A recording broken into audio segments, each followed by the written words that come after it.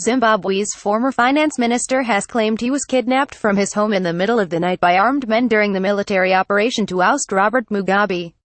Ignatius Chombo, who was charged on Saturday with corruption including an attempt to defraud the central bank in 2004, told the court that 5 or 6 people stormed his bedroom pointing guns at him, his wife and their maid. His account has fueled speculation that the takeover by armed forces which led to the resignation of Mr. Mugabe was not legal despite a high court judge backing it. Who is the crocodile? Emmerson Mnangagwa.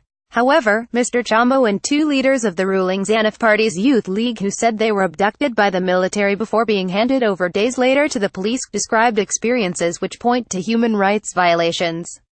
Image President Robert Mugabe and his wife Grace. The 3 men have been linked to a party faction loyal to Mr. Mugabe's wife, Grace, who is said to have been preparing to take over the presidency from her husband.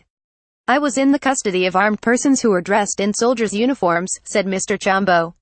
"I don't know where I was taken to."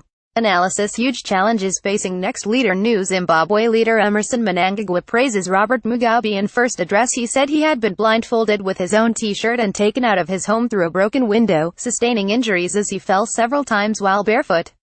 He said he was taken on an hour-long drive to a location where he spent days being interrogated and was told he had performed badly in his role as a government official and ruling party leader.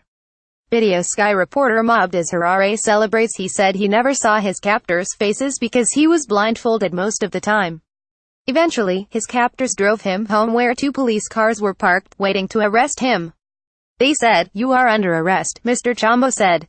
Defense lawyer Love Mormadhuku said his client's constitutional rights had been violated because he was not taken to court within 48 hours of his detention. He said it was obvious Mr. Chombo was originally taken by state agents, probably the military. The police arrest, he said, was designed to provide legal cover for an illegal act. State prosecutor Edmore Nizamba said the police arrest of Mr. Chombo was lawful and that there was no evidence the armed men who previously held him belonged to the military.